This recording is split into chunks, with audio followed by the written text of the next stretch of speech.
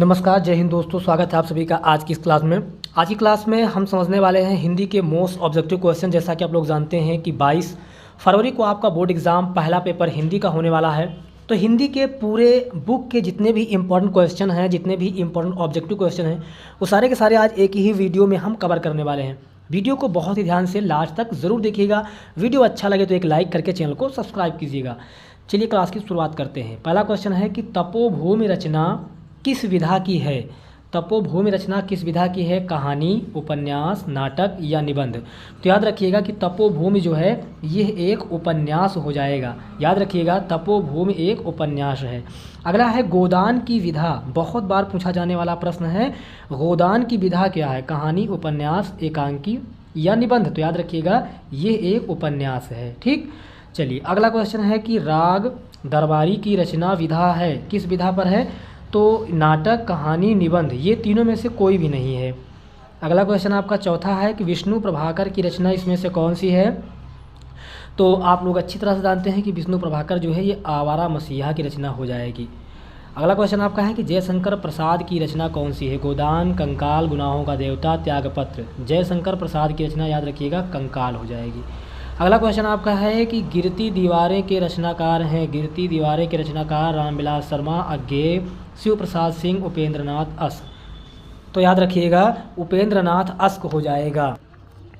तो अगला क्वेश्चन, गिरती दीवारें के रचनाकार कौन हो जाएंगे? रामविलास शर्मा, अज्ञेय, शिव प्रसाद सिंह या उपेंद्रनाथ अश्क। तो आपका डी ऑप्शन यहाँ बिल्कुल सही है, उपेंद्रनाथ अश्क। अगला क्वेश्चन है कि नागार्जुन का उपन्यास। नागार्जुन का उपन्यास कौन सा है? तो याद रखिएगा कि वलचनामा, ये नागार्जुन का उपन्यास है। अगला क्वेश्चन है कि अजातशत्रु किस विधा की रचना है? एकांकी, कहानी, उपन्यास या नाटक। तो अजातशत्रु याद कर लीजिएगा कि एक नाटक विधा की रचना हो जाएगी। इसके बाद नेक्स्ट क्वेश्चन आपका है पूस की रात और कफन कहानियों के लेखक कौन हैं? तो इन दोनों के लेखक जो हैं ये मुंशी प्रेमचंद्र जी हैं। अगला क्वेश्चन है कि उसने कहा था किस विधा की रचना है? तो यह एक कहानी विधा की रचना है। अगला क्वेश्चन है कि आधुनिक साहित्य की सबसे लोकप्रिय विधा कौन सी है? आधुनिक मतलब वर्तमान साहित्य की सबसे लोकप्रिय विधा जो है वो कहानी हो जाएगी। अगला क्वेश्चन है निम्नलिखित कथनों में से कोई एक कथन सही है। आपको चुन करके बताना है कौन सा कथन सही है। पहला है कि हिंदी साहित्य का इतिहास रामचंद्र शुक्ल का है, ये गलत है। दूसरा है कि आत्मदास चतुर्सेन शास्त्री कहानी संग्रह, ये भी गलत है।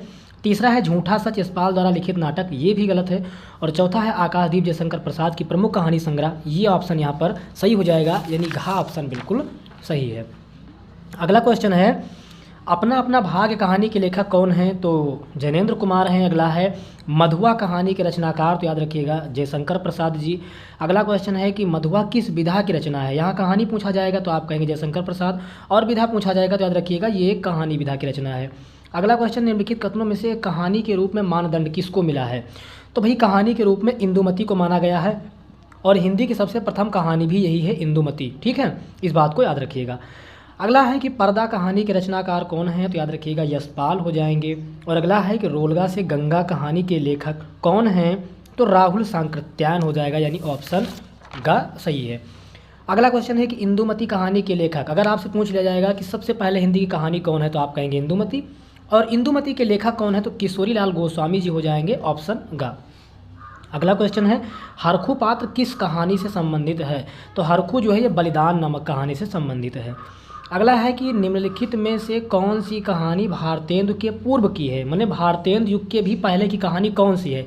4 कहानी के नाम आपको दिए गए हैं, तो याद रखिएगा रानी केतकी की कहानी जो है ये भारतेंदु युग से पहले की मानी जाती है।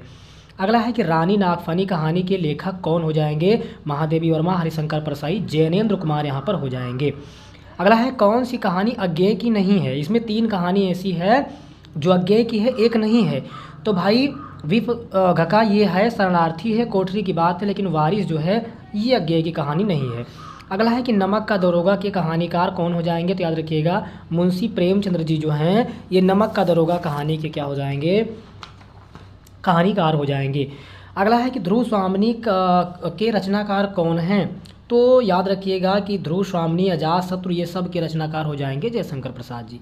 अगला है सूतपुत्र नाटक के रचनाकार। सूतपुत्र नाटक किसने लिखा है? तो याद रखिएगा डॉक्टर गंगा सहाय प्रेमी।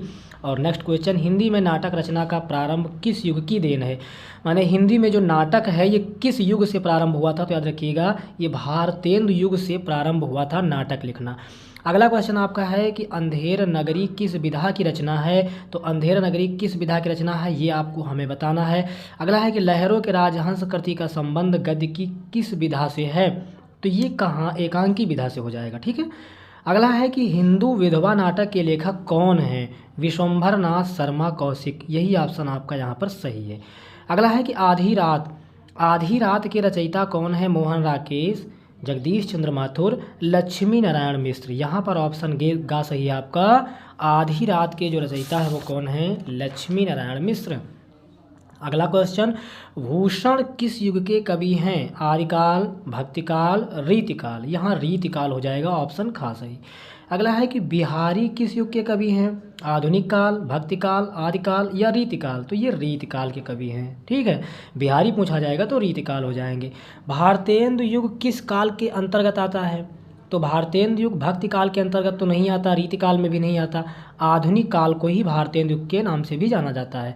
अगला है कि मेरा परिवार रेखा चित्र किसकी कृति है? तो याद रखिएगा महादेवी वर्मा। मेरा परिवार किसने लिखा है? महादेवी वर्मा ने। अगला है कि राम राम कहीं राम कहीं राम राम कहीं राम, तुन परिहरे रघुबर गरहि, राम गयो सुर धाम। इसमें कौन सा रस हो जाएगा? याद रखिएगा करुण रस हो जाएगा। अगला क्वेश्चन कि सेवा सदन उपन्यास के लेखक, तो बहुत ज़्यादा फेमस मुंशी प्रेमचंद्र, जैसा कि आप लोग जानते हैं। अगला क्वेश्चन है कि विषय के आधार पर उपन्यास के कितने भेद बताए गए हैं? तो याद रखिएगा विषय के आधार पर उपन्यास के जो भेद बताए गए हैं वो 4 बताए गए हैं। अगला है कि निम्नलिखित कथनों में से कोई एक कथन सही है, उसे पहचान कर आपको बताना है। विचार विधि आचार्य रामचंद्र शुक्ल का ऐतिहासिक ग्रंथ है, ये तो गलत है। उजली आग यशपाल का निबंध है, ये भी गलत है। डॉक्टर नागेंद्र प्रसिद्ध उपन्यासकार है, ये ऑप्शन यहाँ पर सही है। डॉक्टर नागेंद्र प्रसाद एक प्रसिद्ध उपन्यासकार है। अगला क्वेश्चन, निम्नलिखित कथनों में से कोई एक कथन फिर पहचान कर बताना है। प्रेमचंद्र महाकवि के रूप में प्रसिद्ध हुए? नहीं, ये उपन्यास लिखते थे, नाटक और कहानियाँ लिखते थे। अगला है ध्रुव स्वामी जयशंकर प्रसाद का महाकाव्य है, ये भी गलत है। गुनाहों का देवता उपन्यास के लेखक धर्मवीर भारती हैं, ये ऑप्शन यहाँ पर आपका सही है। अगला है हिंदी का प्रथम उपन्यास माना जाता है कौन सा? प्रथम उपन्यास, प्रथम कहानी पूछी जाएगी तो इंदुमती। प्रथम उपन्यास पूछा जाएगा तो याद रखिएगा परीक्षा गुरु, रट लीजिएगा। प्रथम उपन्यास कौन सा हो जाएगा? परीक्षा गुरु। अगला क्वेश्चन आपका है कि हिंदी गद्य का वास्तविक इतिहास कब से प्रारंभ हुआ था? तो इसका वास्तविक इतिहास प्रारंभ हुआ था 1850 से। अगला है शुक्ल युग के प्रमुख इतिहासकार कौन से हैं? इनमें डॉक्टर नागेंद्र प्रसाद, हजारी प्रसाद, बाबू गुलाब राय। बाबू गुलाब राय यहाँ पर हो जाएगा। अगला है आधुनिक काल की समय सीमा, जो आधुनिक काल है वो कब से कब तक चला? तो याद रखिएगा 1843 से लेकर के और अब तक चल रहा है। अगला क्वेश्चन है महादेवी वर्मा द्वारा रचित निबंध कौन सा है? रेती के फूल नहीं है, छड़दा, छड़दा हो जाएगा, ठीक है। अगला है मुंशी प्रेमचंद्र द्वारा संपादित पत्रिका कौन सी है? मर्यादा और हंस, छाया और प्रभा, सुधा और हंस, सरस्वती। तो मुंशी प्रेमचंद्र जी ने मर्यादा और हंस नामक पत्रिका का संपादन किया है। अगला क्वेश्चन समझते हैं, द्विवेदी युग की कला। देखिए अब जो समय है, समय से रिलेटेड एक क्वेश्चन तो 100% बनना ही बनना है एग्जाम में। तो सन वाले जितने भी क्वेश्चन हैं उनको जरूर अच्छे से पढ़ लेना, माने कौन सा युग कब से कब तक चला, इसको आपको अच्छे से पता होना चाहिए। तो द्विवेदी युग की बात करें तो ये 1900 से लेकर के 1922 तक चला। निम्न में से कपड़ा का पर्यायवाची कौन सा है? परिधान है, वस्त्र ये भी है, पटसन ये भी है, इनमें से सभी हैं। अगला है नासिकोपाख्यान के लेखक कौन है? इंसान अल्लाह खां, राजा लक्ष्मण सिंह, लल्लू लाल, सदल मिश्र। सदल मिश्र यहाँ पर हो जाएगा। अगला क्वेश्चन है निम्न में से आम का पर्यायवाची पूछा गया है। क्षीर तो नहीं हो सकता, ये दूध का है। दुग्ध नहीं हो सकता, अंबर या आकाश का है। रसाल, रसाल यहाँ पर हो जाएगा आम का पर्यायवाची। कला और संस्कृति के लेखक कौन हैं? हजारी प्रसाद, जैनेन्द्र कुमार, डॉक्टर धर्मवीर भारती, वासुदेव शरण अग्रवाल। तो ये वासुदेव शरण अग्रवाल हो जाएगा। अगला है कि नूतन ब्रह्मचारी किस विधा की रचना है? याद रखिएगा बालकृष्ण भट्ट द्वारा ये लिखित रचना है। उसके बाद अगला क्वेश्चन एकांकी का संबंध। एकांकी का संबंध किस विधा से है? तो एकांकी जो है ये नाटक विधा से संबंधित है।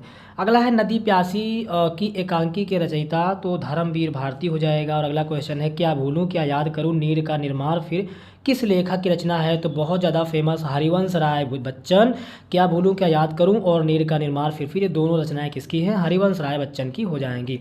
अगला है नमक का पर्यायवाची लोन है, लवण है, रामरस है, इनमें से सभी, तो इनमें से सभी हो जाएगा। अगला क्वेश्चन, पक्षी का पर्यायवाची खग, खग हो जाएगा। बादल, जलज और रवि ये नहीं होते हैं। अगला है छायावादी युग के लेखक कौन हो जाएंगे, तो याद रखिएगा सूर्यकांत त्रिपाठी निराला जी हो जाएंगे छायावाद युग के लेखक। इसके बाद समझते हैं अगला क्वेश्चन, भाषा और आधुनिकता निबंध के लेखक कौन हो जाएंगे, तो याद रखिएगा जी सुंदर रेड्डी जी हो जाएंगे।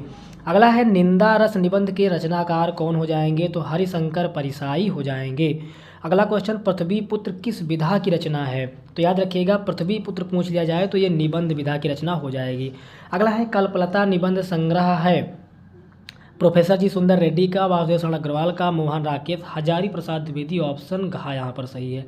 अगला है शिक्षा का उद्देश्य के निबंधकार कौन हो जाएंगे, तो याद रखिएगा शिक्षा का उद्देश्य के निबंधकार जो हो जाएंगे ये आपके डॉक्टर संपूर्णानंद हो जाएंगे। अगला है पद्मलाल पुन्नालाल बख्शी किस कहानी की है, तो ये हो जाएगा झलमला। क्या हो जाएगा, झलमला हो जाएगा। नेक्स्ट क्वेश्चन आपका है कि नाटक शब्द की व्युत्पत्ति किस धातु से हुई है। नाटक शब्द की उत्पत्ति याद रखिएगा नट्य शब्द से हुई है। भारत दुर्दशा रचना किसकी है, श्याम सुंदर दास, राम कुमार वर्मा, भारतेंदु हरीशचंद्र। भारत दुर्दशा किसकी रचना है, भारतेंदु हरीशचंद्र।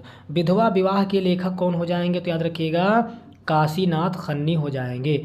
अगला है युगे युगे क्रांति के लेखक कौन है, तो याद रखिएगा विष्णु प्रभाकर हो जाएंगे। अगला क्वेश्चन है किस विधा में नाटक के तत्व निहित हैं, किस विधा में, एकांकी विधा में नाटक के तत्व निहित हैं। अगला है कि विषय की दृष्टि से हिंदी एकांकी के कितने भेद हैं, तो याद रखिएगा 6 भेद माने गए हैं विषय की दृष्टि से हिंदी एकांकी में। अगला क्वेश्चन आपका है कि एकांकी विधा पर आधारित है ठलुआ क्लब, लहरों का राजहंस, शकुंतला, रेशमी टाई, ये आधारित है। अगला है एकांकी कितने अंक के नाटक को कहा जाता है, 2 अंक के नाटक को। अगला है दीपदान एकांकी के लेखक कौन है, राम कुमार वर्मा है, उदय शंकर भट्ट, जगदीश चंद्र माथुर या जयशंकर प्रसाद, तो याद रखिएगा डॉक्टर राम कुमार वर्मा, यानी पहला ऑप्शन सही है। अगला है भोर का तारा एकांकी के रचनाकार कौन है, तो याद रखिएगा जगदीश चंद्र माथुर हो जाएंगे, यहाँ पर ऑप्शन गा सही है। अगला क्वेश्चन आपका है कि नए मेहमान एकांकी के रचनाकार कौन हैं, जयशंकर भट्ट हैं, डॉक्टर राम कुमार वर्मा, जयशंकर प्रसाद, राज प्रसाद शर्मा, तो नए मेहमान जो हैं ये जयशंकर भट्ट का हो जाएगा। अगला है भारत दुर्दशा, ये क्या है, एक कहानी है, एक नाटक है, एकांकी है, उपन्यास है, तो भारत दुर्दशा जो है ये एक एकांकी हो जाएगा, यानी ऑप्शन गा आपका यहाँ पर बिल्कुल करेक्ट हो जाएगा। अगला क्वेश्चन है कि विषय और शैली की दृष्टि से निबंधों के कितने भेद हैं, तो विषय और शैली की दृष्टि से अगर निबंध के देखा जाए तो 5 भेद माने गए हैं।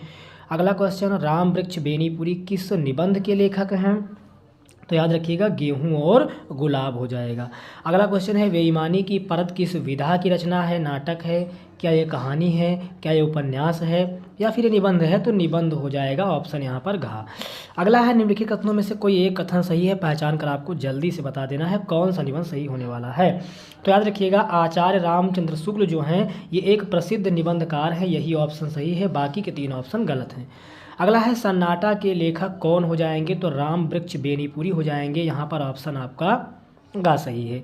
अगला है कि पृथ्वी से सप्तऋषि मंडल के लेखक कौन हो जाएंगे, तो याद रखिएगा डॉक्टर संपूर्णानंद हो जाएंगे, यानी ऑप्शन जो है आपका यहाँ पर गा हो जाएगा, बिल्कुल करेक्ट। ठीक है, चलिए अगला क्वेश्चन समझते हैं। अगला क्वेश्चन आपका है कि रस मीमांसा के लेखक कौन हैं, रस मीमांसा के लेखक पूछा गया है तो रामचंद्र शुक्ल हो जाएंगे। अगला क्वेश्चन, कलम का सिपाही के लेखक अमृत राय हो जाएंगे। देखिए सारे के सारे क्वेश्चन मैंने आपके पूरे बुक से कवर किए हैं, यानी पूरे बुक से, इसके अदरवाइज़ आपको एक भी ऑब्जेक्टिव क्वेश्चन नहीं पढ़ना है। 100% इसी में से 20 आपको 20 ऑब्जेक्टिव क्वेश्चन इसी में से मिल जाएंगे। अदरवाइज़ कुछ भी आपको ऑब्जेक्टिव क्वेश्चन से रिलेटेड कहीं भी क्वेश्चन बैंक या बुक से नहीं पढ़ना है। अगला क्वेश्चन है कि शुक्ल युग के प्रमुख इतिहासकार कौन माने जाते हैं, तो याद रखिएगा प्रमुख इतिहासकार गुलाब राय को माना गया है। नेक्स्ट क्वेश्चन है कि गोदान किस युग का उपन्यास है, तो याद रखिएगा शुक्ल युग का। अगला है कि ध्रुवस्वामिनी नाटक के लेखक कौन है, तो याद रखिएगा ये हो जाएंगे आपके जयशंकर प्रसाद। अगला है अथाह सागर के लेखक कौन हैं, तो अथाह सागर के लेखक की अगर बात कर ली जाए तो ये आपके हो जाएंगे जयप्रकाश भारती। अगला क्वेश्चन आपका है कि मेरी आत्मकथा जीवनी के लेखक कौन है? डॉक्टर राजेंद्र प्रसाद, हजारी प्रसाद, जयशंकर प्रसाद या हरिवंश राय बच्चन? तो याद रखिएगा ये डॉक्टर राजेंद्र प्रसाद हैं। अगला है तौलिए किस विधा पर आधारित है? ये नाटक है, निबंध है, एकांकी है या कहानी है? तो तौलिए जो है ये एकांकी विधा पर आधारित है। अगला क्वेश्चन है गेहूं और गुलाब किसकी रचना है? तो गेहूं और गुलाब आप अच्छी तरह से जानते हैं राम वृक्ष वेनीपुरी जी की रचनाएं हैं। ठीक है, इसके बाद अगला क्वेश्चन समझिएगा। अगला क्वेश्चन आपका है कि साकेत महाकाव्य की रचना किसने की है? तो याद रखिएगा मैथिली शरण गुप्त जी ने की है। और अगला है निम्न में से छायावाद युग का कवि कौन माना जाता है? सुमित्रा नंदन पंत को। अगला है यामा के रचयिता कौन है? तो महादेवी वर्मा, रट लीजिएगा, रश्मि, यामा, इन सब की रचयिता महादेवी वर्मा। तीसरा सप्तक कब प्रकाशित हुआ था? याद रखिएगा 1959 ईस्वी में तीसरा सप्तक प्रकाशित हुआ था। अगला है कि शुक्लियोत्तर युग की समय सीमा बताइए। शुक्लियोत्तर युग कब से कब तक चला? तो 1938 ईस्वी से लेकर के और 1980 ईस्वी तक शुक्लियोत्तर युग चला। अगला है त्यागपत्र किस विधा की रचना है? तो याद रखिएगा त्यागपत्र जो है ये एक उपन्यास विधा की रचना है। और अगला है कि अर्धनारीश्वर के लेखक कौन है? तो विष्णु प्रभाकर हो जाएंगे अर्धनारीश्वर के लेखक। अगला क्वेश्चन आपका है कि लहरों के राजहंस के लेखक कौन हैं? तो याद रखिएगा मोहन राकेश जी लहरों के राजहंस के लेखक हो जाएंगे। इसके बाद समझिएगा अगला क्वेश्चन है कि उपन्यास भूले बिसरे चित्र के लेखक कौन है? तो भगवती चरण वर्मा हो जाएंगे। अगला है कलम का सिपाही के लेखक कौन है? तो याद रखिएगा अमृत राय हो जाएंगे। और अगला है कि गोदान किस युग का संपादन है? तो गोदान जो है ये शुक्ल युग का संपादन है। अगला क्वेश्चन आपका है कि लहरों के राजहंस के लेखक तो फिर से मोहन राकेश। कृति कंकाल के लेखक कौन हैं? तो अच्छी तरह से जानते हैं जयशंकर प्रसाद जी। सूरज का सातवां घोड़ा किस विधा की रचना है? तो ये एक उपन्यास विधा की रचना है। रसिक प्रिया के रचनाकार कौन है? केशवदास, आचार्य देव, हजारी प्रसाद या भिखारीदास? तो केशवदास हो जाएंगे रसिक प्रिया के रचनाकार। और अगला है कि निम्न में प्रयोगवाद की विशेषता क्या है? तो प्रयोगवाद की जो विशेषता है वो यथार्थ दृष्टिकोण हो जाएगा। इसके बाद कुछ महत्वपूर्ण लेखक और रचनाएं और उनकी विधाएं पढ़ लेना है। बस 100% इतने में आपका 20 नंबर एकदम क्लियर हो जाएगा। ठीक है, चलिए समझते हैं इसको भी। जैसे कि एक रचना है रानी केतकी की कहानी, इसको लिखा है मुंशी इंसान अल्लाह खान ने और ये एक कहानी विधा पर आधारित है। श्रीनिवास दास की रचना है परीक्षा गुरु और ये उपन्यास विधा पर आधारित है। प्रेमचंद्र सेवा सदन इनकी रचना है, उपन्यास है। प्रेमचंद्र निर्मला इनकी रचना है, ये भी एक उपन्यास है। गुलाब राय मेरी असफलताएं इनकी रचना है और ये एक आत्मकथा है। गुलाब राय ठलुआ क्लब ये एक निबंध है। प्रेमचंद्र की एक रचना है गबन और ये एक उपन्यास है। हजारी प्रसाद द्विवेदी इन्होंने बाणभट्ट की आत्मकथा की रचना की है और ये एक उपन्यास है। महादेवी वर्मा अतीत के चलचित्र इनकी रचना है और ये एक संस्मरण है। अगला है गेहूं और गुलाब, इसको लिखा है राम वृक्ष बेनीपुरी ने और ये एक निबंध है। अगला है साहित्य लोकन, इसको लिखा है विनय मोहन शर्मा ने और ये एक निबंध है। अगला है सूरज का सातवां घोड़ा, इसको लिखा है धर्मवीर भारती ने और ये एक उपन्यास है। अगला है आवारा मसीहा, इसको लिखा है विष्णु प्रभाकर ने और ये एक जीवनी है। अगला है लहरों के राजहंस, इसको लिखा है मोहन राकेश ने और ये एक नाटक है। अगला है कलम का सिपाही, इसको लिखा है अमृत राय ने और ये एक जीवन चरित्र है। अगला है क्या भूलूं क्या याद करूं, इसको लिखा है हरिवंश राय बच्चन ने और ये एक आत्मकथा है। अगला है चिंतामणि, इसको लिखा है रामचंद्र शुक्ल ने और ये एक निबंध है। अगला है रस मीमांसा, इसको लिखा है रामचंद्र शुक्ल ने और ये एक आलोचना है। अगला है आकाशदीप, इसको लिखा जयशंकर प्रसाद ने और ये एक कहानी है। अगला है कंकाल, इसको लिखा है जयशंकर प्रसाद ने और ये एक उपन्यास है। और इसके अलावा कुछ रचनाएं और हैं, जैसे कि अजातशत्रु इसको लिखा है जयशंकर प्रसाद जी ने और ये एक नाटक है। एक घूंट, इसको जयशंकर प्रसाद जी ने लिखा, ये भी एक नाटक है। जन्मेजय का नागयज्ञ, ये भी जयशंकर प्रसाद का एक नाटक है। पंचपात्र पदुमलाल पुन्नालाल बख्शी ने लिखा है, एक निबंध है। उसके बाद में तीर्थ सलिल, इसको लिखा है सत्येंद्र नाथ दत्त ने और ये एक काव्य है। मैला आंचल, इसको लिखा है फणीश्वर नाथ रेणु ने और ये एक उपन्यास है। अगला है मैला आंचल, ये फणीश्वर नाथ रेणु का उपन्यास है। फिर शिक्षा और संस्कृति, इसको लिखा है डॉक्टर राजेंद्र प्रसाद ने और ये एक निबंध है। अगला है अर्धनारीश्वर, इसको लिखा रामधारी सिंह दिनकर ने, एक निबंध है। रेती के फूल रामधारी सिंह दिनकर, ये भी एक निबंध है। उजली आग रामधारी सिंह दिनकर, एक निबंध है। खून के छींटे भगवत सणोपाध्याय, एक निबंध है। ठूठा आम भगवत सणोपाध्याय, एक संस्मरण है। और हिमालय की पुकार, इसको लिखा है जयप्रकाश भारती जी ने और यह एक बाल साहित्य है। तो इस तरह से आपके पूरे बुक में जितने भी ऑब्जेक्टिव क्वेश्चन, जितने भी सन वाले क्वेश्चन और जितने भी महत्वपूर्ण लेखक, रचनाएं और विधाएं थी वो सब के सब मैंने बता दिए, समझा दिए। इतना अगर आप पढ़ लेंगे तो आप यकीन कीजिए कि आपका 20 में 20 ऑब्जेक्टिव क्वेश्चन 100% सही होने वाला है। इसके अलावा मैं कंटिन्यू आपके लिए मॉडल पेपर अपलोड करता रहता हूं, उसे आप देखते रहिएगा। वीडियो अच्छा लगा तो वीडियो को लाइक कीजिएगा, चैनल को सब्सक्राइब कीजिएगा। फिर मिलते हैं नेक्स्ट वीडियो में नेक्स्ट टॉपिक के साथ। तब तक आप पढ़ते रहिए और अपना ख्याल रखिए।